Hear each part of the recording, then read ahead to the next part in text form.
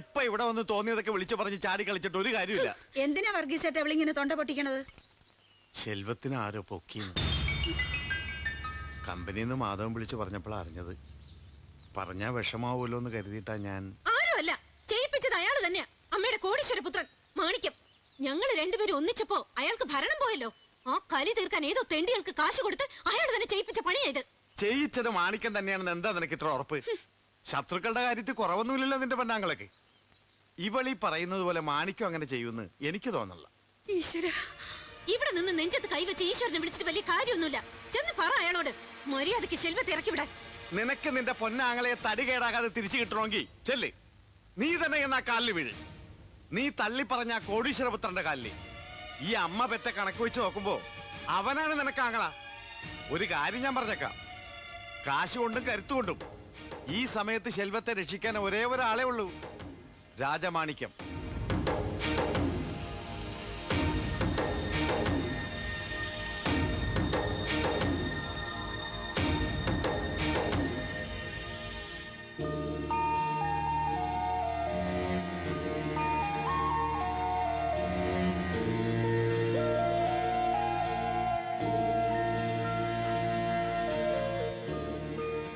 എനിക്ക് വേണ്ടി കരഞ്ഞ എന്റെ മോനെ മാറ്റി നിർത്തിയിട്ട് അന്ന് ഞാൻ ഇങ്ങോട്ട് പോന്നത് എന്നെ വേണ്ടാത്തൊരു മകൻ അമ്മയാകാനാ. ഇന്നവനെ ആരൊക്കെയോ പിടിച്ചോണ്ട് പോയിന്ന് കേട്ടു. അത് നിന്റെ ആൾക്കാരാണെന്നാ നിന്റെ അനിയത്തി പറയണേ. എനിക്കവന് വേണം. അതിനു വേണ്ടി ഈ അമ്മയ്ക്ക് അപേക്ഷിക്കാൻ നീ ഒരാളേ ഉള്ളൂ.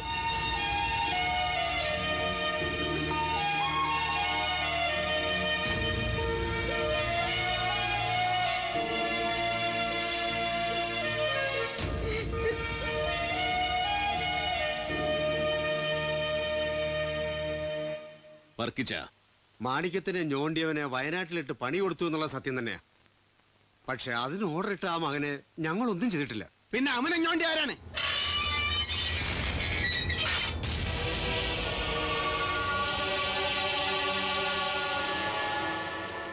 நான் பெருமாள் பேசுறேன். என்னடா பிரச்சனை? செல்வத்துக்கிட்ட கொடுத்த பணத்தை கேட்டா அவன் நாடார கேளுங்கிறான். நான் கொடுத்த பணத்தை எல்லாம் நீ தான் கைகாரியம் பண்ணிட்டேங்கிறான். അയ്യോ പാപം, ഞാൻ കൈകാര്യം ചെയ്തെന്നാ? മുതലാളി, അവൻ പറയുന്നത് പച്ചക്കള്ളവാ. മുരുകനാണ് സത്യം. അതിൽ നിന്ന് ചില്ലി കാശ് ഞാൻ എടുത്തിട്ടില്ല. അവൻ തന്നെയാണ് അതൊക്കെ ദൂർത്തടിച്ചത്. അല്ലെങ്കിലും അവന്റെ അക്കൗണ്ടിൽ നിന്ന് ഞാൻ എങ്ങനെ പണം എടുക്കും എന്റെ മുതലാളി? എല്ലാം അവന്റെ കളിയാ. கேட்டியா? நாடா சொன்னதை கேட்டியா? இப்ப என்னடா சொல்ற?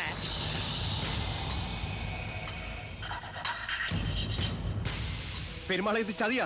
അവൻ പറഞ്ഞ സത്യമല്ല. എന്താണ് വാസ്തവെന്ന് അവൻ ഇവിടെ കൊണ്ടുവന്ന് ഞാൻ പറയിപ്പിച്ചുതരാം. வாய மூடுற.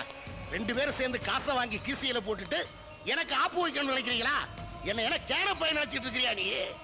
லீகலா உனக்கு எனக்கும் தான் இடபாடு. நாடார் வெறும் இடநடக்காரன் மாமா பையனாவன்.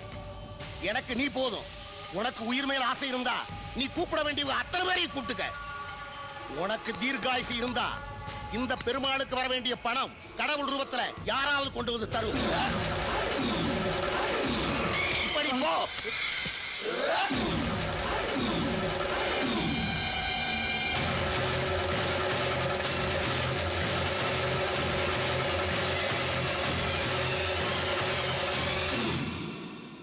ഞാൻ മാണിക്യം, രായമാണിക്യം. என்ன வேணும்? വന്ന് ശെൽവന് വേണ്ടിയിട്ടാണ്. അവൻ എന്റെ അനിയനാണ്. എനിക്ക് അവനെ വേണം. அணியனோ அண்ணனோ அது இந்த பெருமாளுக்கு விஷயம் அல்ல. பணம் அதுதான் முக்கியம். அதை யார் கொடுக்கறாங்களோ அவங்க அவனை கூட்டிட்டு போலாம். എല്ലാം കൂടെ മൊത്തത്തിൽ എത്ര വരും? வட்டி சேர்த்து மொத்தம் 2.5 கோடி. முடியுமா? ഇപ്പം കായകളായിട്ട് ഒരു 50 ലക്ഷം അങ്ങോട്ട് തരും. ബാക്കി പത്രത്തിൽ എഴുതി തരും. பத்திரம்னா? அதான் ப்ராமிசரி நோட் தான் சொல்றாரு. ஓ, ப்ராமிசரி நோட்டா? போதும் போதும், தாராளமா போதும். അങ്ങോട്ട് എഴുതി കൊടുക്കടേ.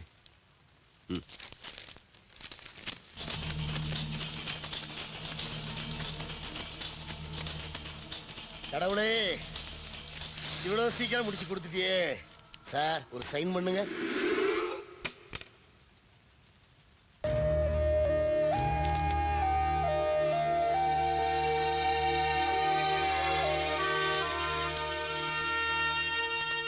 மாணிக்கம் நீங்க தான் அன்பார்ந்த பெரிய அண்ணன். உட்காருங்க உட்காருங்க. ആദ്യം അവനെ വിളിക്ക്. தம்பி செல்வம், வாங்க தம்பி, உங்க அண்ணன் வந்திருக்காரு.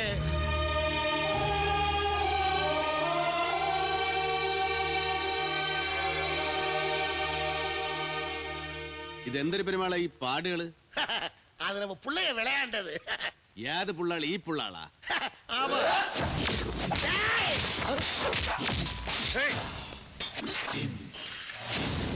നീ ചെല്ല്, പോയി വണ്ടി കയറി.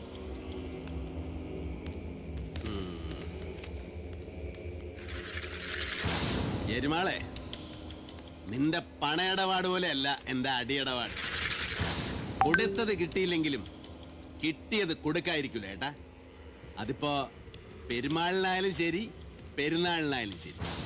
പോട്ടാ അടേ.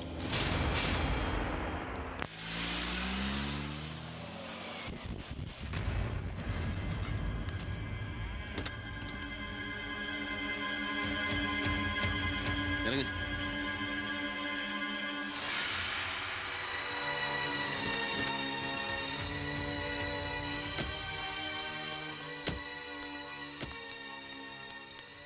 ഇങ്ങനെയൊക്കെ മോയെ.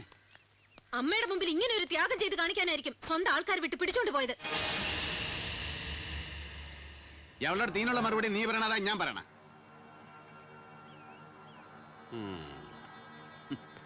ത്യാഗം തന്നെയാ. ഒറ്റക്ക് നിന്ന് കഷ്ടപ്പെട്ടുണ്ടാക്കിയ കാശിന്ന് കോടികൾ എഴുതി കൊടുത്ത് ഇവനെ പോലെ ഒരുത്തനെ തല പോവാതെ ഈ ഉമ്മർത്ത് കൊണ്ട് ഇറക്കിയിട്ടുണ്ടെങ്കിൽ അത് ത്യാഗം തന്നെയാ. അമ്മയ്ക്കറിയോ, ഈ മനുഷ്യനെ കൊല്ലാൻ വരെ ആളെ വിട്ടതാ. ഇതിൽ അത്ഭുതപ്പെടാനൊന്നുമില്ല. പണ്ടും കൊന്നു തള്ളിയാണല്ലോ ശീലം. എന്നിട്ട് അത് ഏറ്റു പറയാൻ പറ്റുള്ളൂ. ആരാ ശരി ആരാ തെറ്റെന്നൊക്കെ ഇപ്പൊ മനസ്സിലായില്ലേ? തെറ്റും ശരിയൊക്കെ എന്തൊരു അറിയസണ്ണ. യവൻ എന്റെ കൂടെയുള്ള കലിപ്പുടങ്ങിയത് യവൻ 5 വയസ്സുള്ളപ്പോഴാണ്. അത് പോട്ട്. പക്ഷേ 10 മാസം ഒരേ പള്ളിയെ കിടന്ന ഈ ഉടപ്പറന്ന് നിനക്കെപ്പോഴേ ശത്രുവായത്? നന്നാക്കാൻ വന്നത് ഇങ്ങനൊരുത്തനാണെന്ന് അറിയുമ്പോ അണ്ണാന്നും പറഞ്ഞ് ഓടി വരുമെന്ന് വിചാരിച്ചു. കണ്ടില്ലല്ലോ. എങ്ങനെ വരാനെ കൊണ്ട് ആനീഷ് മട്ടിലും മാണിയേറ് കെട്ടിടങ്ങൾ കെട്ടിപ്പൊക്കാനുള്ള പരകം പാച്ചിലല്ലേ. അതിന്റെ ഇടയിൽ എന്തൊരെണ്ണ, എന്തൊരപ്പ, എന്തൊരു സ്വന്തം ചോരകൾ ഇല്ലടി. എന്നെ നാട് കടത്താൻ വേണ്ടിയിട്ടാണെങ്കിലും ഈ മക്കൾ രണ്ടും ജായിണ്ടായില്ലേ. അതിനൊക്കെ വേണ്ടിയിട്ടാണ് ഞാൻ ഇങ്ങോട്ട് വന്നത് തന്നെ. എന്തരായാലും മക്കൾ അനുഭവിക്കേണ്ട അപ്പന്റെ സമ്പാദ്യമൊന്നും ഈ വലിഞ്ഞേറി വന്ന വളർത്തുവന് വേണ്ട ഏട്ടാ. അന്നും എന്നും ഞാൻ അത് ആഗ്രഹിച്ചിട്ടില്ല. സമ്പാദ്യം പോട്ട് ഇല്ലുള്ള സ്നേഹം പെറ്റമ്മേരടുത്ത് ചോദിച്ചു വാങ്ങിക്കാൻ പറ്റാതെ പോയതിനോട് ഞാൻ.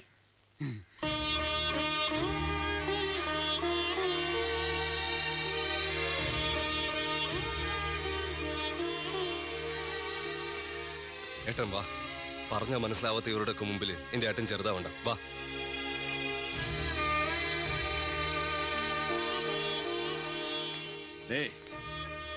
നിനക്ക് പകരമായിട്ട് കാലിച്ചന്തെന്ന് എടുത്ത് വളർത്തിയാണ് ഞാൻ അവനെ. യവ എനിക്ക് വേണ്ടി ചാവും. നീ എന്നെ കൊല്ലാൻ ആളെ വിടും. ഇത് രണ്ട് നടന്നാലും അതൊരു തോൽവി തന്നെയാണ്.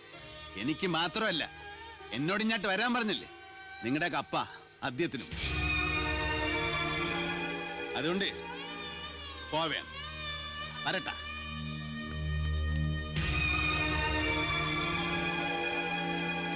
എന്നാലും സഹോര കുന്നോളം ഉണ്ട് കേട്ടാ ഉള്ളില് സങ്കടങ്ങള്.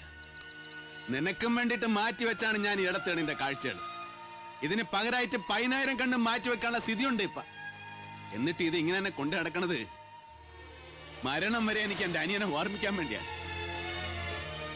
എന്നിട്ട് പിന്നെ എന്നെ കൊല്ലാനും വേണ്ടി കായയിലൂടെ തേപ്പിച്ചോണ്ടോടെ നീ പറഞ്ഞു കളഞ്ഞല്ലേ എന്റെ ഇടത്ത് ഭാഗത്ത് ഇരുട്ടാണെന്ന്. നന്നായിട്ടുണ്ട്.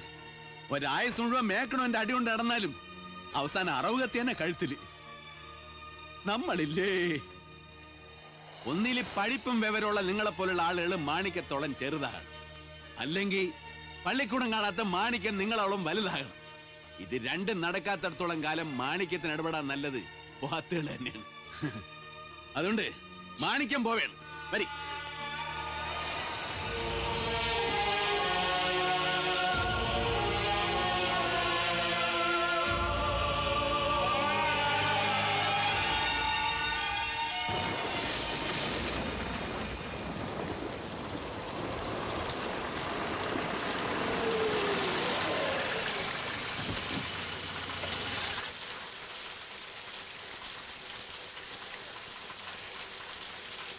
സെൽവ സെൽവ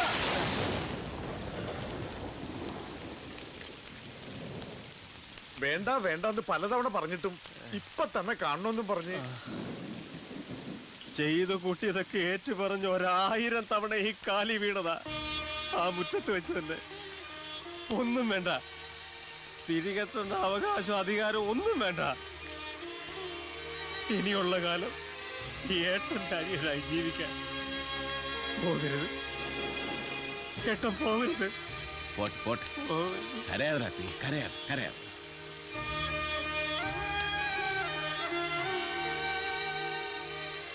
പാവം തളർന്നു പോയി ഏട്ടാ. നീ ഒന്ന് അവനെ കാറി കൊണ്ടാക്കി.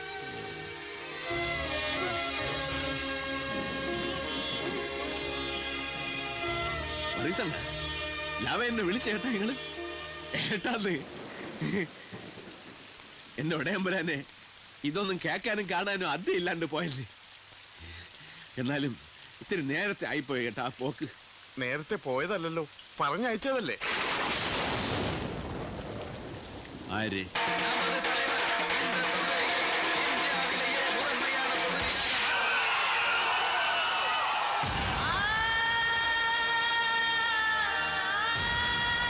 കണ്ട സത്യം എല്ലാവരോടും വിളിച്ചു പറഞ്ഞിട്ടും കോടതിയും പോലീസും ഒന്നും ചെവിക്കൊണ്ടില്ല.